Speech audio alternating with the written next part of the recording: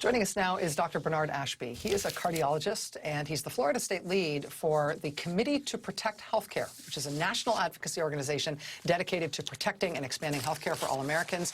In October of this year, Dr. Ashby was one of more than 350 doctors in Florida who sent a letter to the state Senate asking for more scrutiny into Dr. Ladapo's record, including his ties to America's frontline doctors.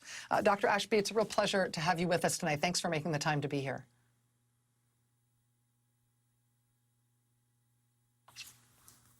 I cannot hear Dr. Ashby. Can you guys hear him? Is it just me?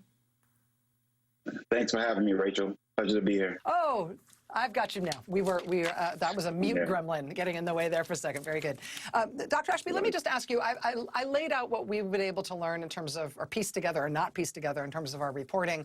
It does seem to track with some of the concerns that you and your colleagues raised earlier about your Surgeon General in Florida, about Dr. Ladapo. Let me just ask you if anything I reported strikes you as wrong, or if I'm explaining any of it the wrong way.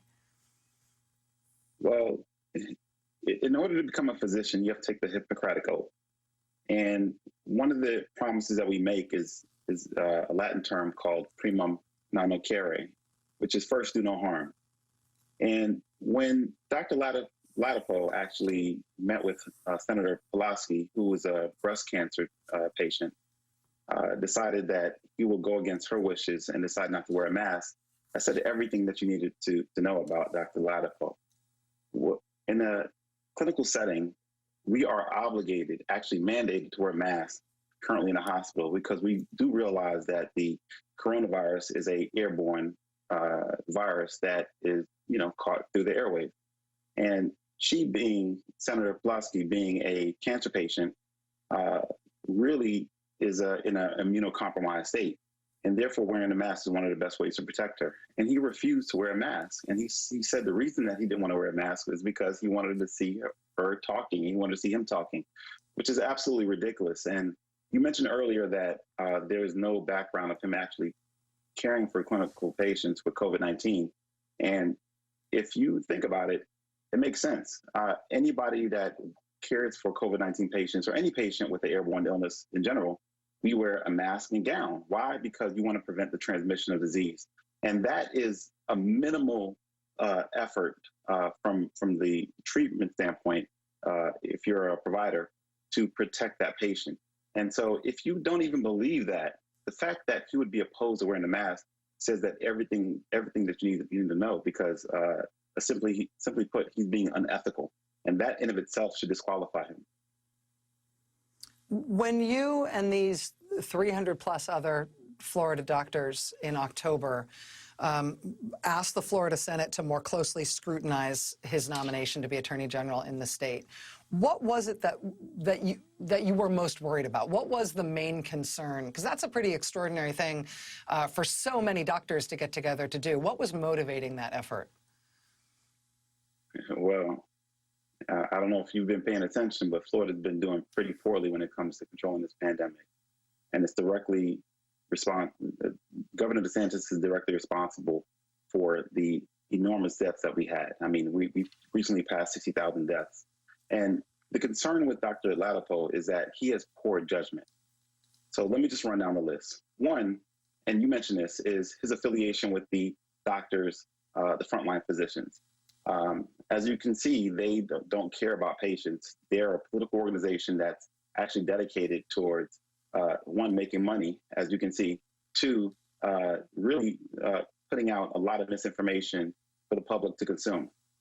Two, he has yet to disclose his vaccine status. I mean, he is the Surgeon General of Florida during the worst public health crisis of our lifetime, yet he won't disclose his vaccine status. Three, and we've talked about this, but he has not, well, let me be clear. He's opposed to wearing masks. And the fact that he goes into a senator's office who is immunocompromised, who is a breast cancer patient, and decides not to wear a mask is ridiculous. So that's poor judgment, three. And four is really tied to Governor DeSantis. The fact that he is being used as a prop for Governor DeSantis shows that he's consistently making poor judgment. He's not even from Florida. He's from California. He has no ties to Florida whatsoever. And Governor DeSantis brought him in to be a prop. The previous Surgeon General Reefkis, actually came out and said that we would probably have to wear masks until the vaccines come out. Well, after he did that, Dr. Reefkis was unheard of. We didn't hear a word from him. And so now we have Dr. Ladapo, who's now available and spewing this misinformation, is being used basically as a prop by Governor DeSantis to validate his, reckless policies, which have actually increased the death and the infection rate in Florida. Dr. Bernard Ashby, cardiologist, the Florida State lead for the Committee to Protect Healthcare, one of 350 Florida doctors who is demanding more scrutiny for Dr. Ladapo as the nominee for Surgeon General in the state. Our reporting tonight would seem to indicate that the scrutiny has not happened, at least as far as him claiming to have been a frontline physician treating COVID patients at UCLA. Dr. Ashby, I appreciate you being here tonight. We're going to stay on this story. I hope to get some response from Dr. Ladapo and the Florida Department of Health when we can. Thanks for having me. All right, much more ahead here tonight. Stay with us.